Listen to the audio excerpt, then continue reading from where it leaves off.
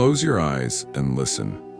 A distant clock strikes midnight, once, twice, 12 times, then an extra, lingering chime. 13. A number that sends chills down spines, that hides behind locked doors and sealed scrolls.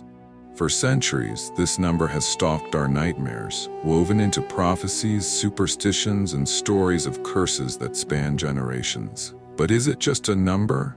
Or does it carry a hidden code, a cosmic signature of fate itself? From anime legends like Attack on Titan's Curse of Ymir to ancient prophecies like Jeconiah's curse and the shadows that dance between them, join me as we unravel the 13-year curse.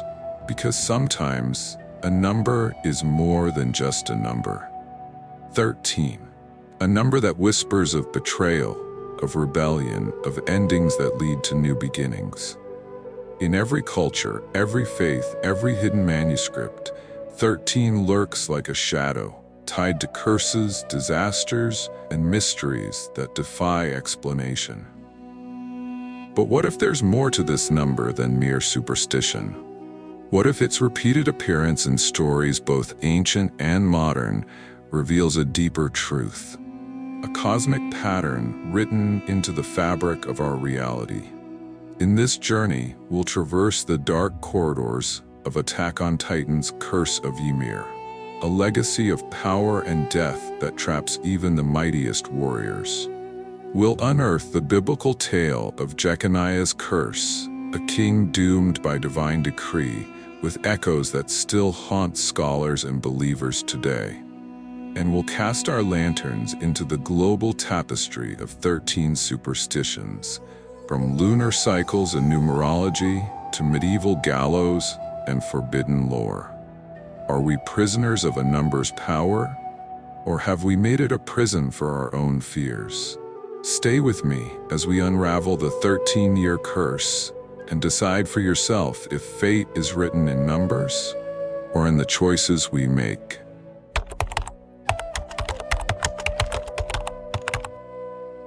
Imagine standing on the battlefield, where titans clash and humanity's hope teeters on the edge of extinction. Among the shifting sands of power and betrayal, one truth emerges like a silent decree, the 13-year curse of Ymir. In the dark tapestry of Attack on Titan, Ymir Fritz, the first Titan, was both creator and prisoner of her own power. After forging the Titans, she was doomed to die after 13 years, a legacy passed down to every inheritor of her strength. Every warrior who inherits the power of the 9 Titans faces the same fate, a countdown written in blood, each year a step closer to an inevitable end. But why 13? Is it merely a writer's trick, or does it echo a deeper truth that stretches beyond fiction? Some fans whisper that 13 is tied to rebellion, a number that defies the order of 12, the number of completeness. In Norse mythology, a 13th guest, Loki, shattered the harmony of a divine banquet, setting fate on a path of chaos. In other traditions, 13 marks the cycle of the moon, an ancient symbol of transformation and the inevitable cycle of life and death. Perhaps the creators of Attack on Titan chose 13 not only to bind their heroes to tragedy, but to mirror our own fears of destiny. How power always comes at a cost, how every cycle of creation carries the seed of its own destruction. In the echo of Ymir's curse, we glimpse our own shadows, our ambitions, our sacrifices, our fragile hopes clinging to a timeline none can escape. So is the 13-year curse a tale of titans or a reflection of the human condition? Stay with me, because in the next breath, we'll unearth a curse from ancient scrolls that might reveal an even deeper secret, a king's curse that still ripples through history.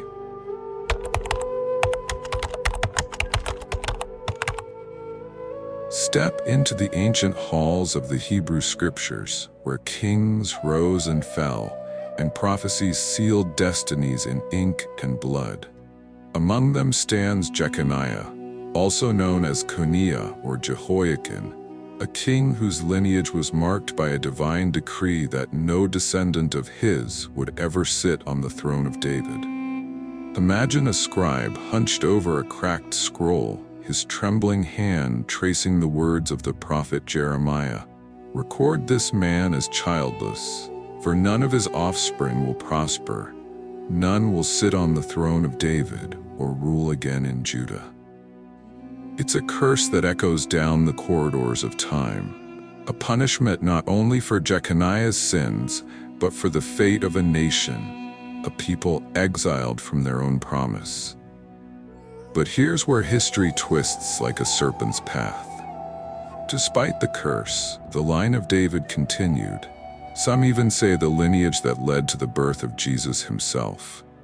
Scholars argue over genealogies, some pointing to Zerubbabel, a descendant who played a key role in rebuilding Jerusalem, others whispering of hidden lineages and divine loopholes. And yet the curse, real or symbolic, remains a haunting reminder of how one man's choices can bind generations to a legacy of loss. Like the 13-year curse of Ymir, Jeconiah's curse forces us to ask, can a curse be broken by time, by faith, or by the will to defy fate?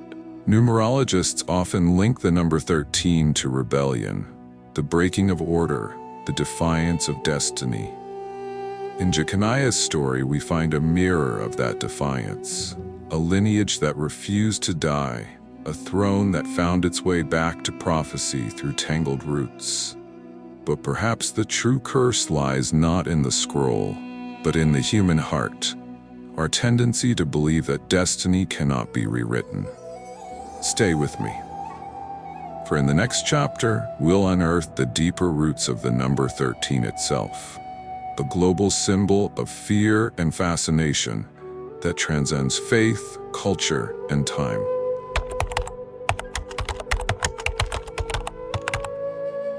Across the flickering candles of medieval Europe, in the shadowed corners of ancient temples, and in the pages of forbidden grimoires, the number 13 slinks like a phantom, forever linked with chaos, rebellion, and misfortune. In the Western world, 13 is an outcast. Friday the 13th, dark omens, black cats, and ladders best left unwalked. Some say it all began with a divine dinner. 12 apostles and Jesus gathered in the upper room, until a 13th guest, Judas Iscariot, arrived to betray them all. Since then, 13 has carried the scent of treachery and ruin. Step back further and you'll find Norse myth echoing the same dread. At a banquet of the gods, Loki, the trickster, appeared uninvited as the 13th guest, plunging the world into darkness and chaos. Yet in other cultures, 13 is not always feared. In ancient Egypt, 13 was the final step of the soul's journey, transcendence, the transformation of the spirit. In some Native American traditions, 13 moons marked a complete year, a cycle of life, death, and rebirth. Even the rhythms of the cosmos hint at the power of 13. Some calendars marked 13 lunar cycles in a year, a dance of light and shadow that defied the solar order. So why does humanity tremble at its mention? Is it a subconscious rebellion against structure, a reminder that chaos lurks in every system? Or is it an echo of something deeper, a cosmic truth that numbers hold the keys to our fate? From Ymir's curse to Jeconiah's fall, from the Last Supper to the gallows, 13 threads itself through our stories like a hidden code, a challenge to all who seek certainty in a world forever dancing between order and chaos. As we peel back the layers of the 13-year curse, ask yourself, do we create the curse by believing in it?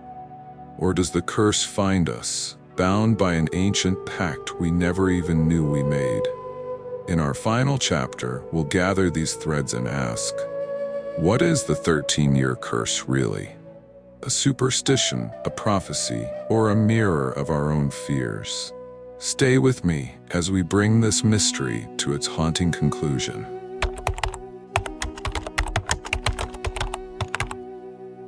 13. A number that has danced in the shadows of our fears, our prophecies, and our imagination. From the ancient kings cursed to watch their lineages wither, to the warriors of Attack on Titan doomed by Ymir's legacy, to the hidden superstitions that lurk in the corners of every culture, the 13-year curse is more than a legend. It's a reminder that every cycle of power, of destiny, of creation, carries within it the seed of its own destruction. That no matter how many walls we build against the unknown, there's always a 13th step waiting to test our resolve. But here's the deeper question. Is the curse real, or do we give it power through our belief? Do we shape our fate with numbers and symbols, or do they shape us? Maybe in the end, the 13-year curse isn't about doom at all. Maybe it's about transformation, the inevitable turning of the wheel that forces us to confront our own fears, our own shadows, and our own power to break the cycle. So the next time you hear the chime at midnight, that 13th strike, listen closely. Maybe it's not a curse, but a challenge, a chance to rewrite the story. Until next time, stay curious, stay questioning, and remember, some mysteries are not meant to be solved, but to be lived. If you found yourself drawn into the shadows of the 13-year curse, let's keep the conversation alive. Drop your thoughts, theories, and experiences in the comments below. Subscribe for more hidden truths, ancient wisdom, and mind-bending mysteries. And remember to hit that like button if you want to join me on the next journey into the unknown.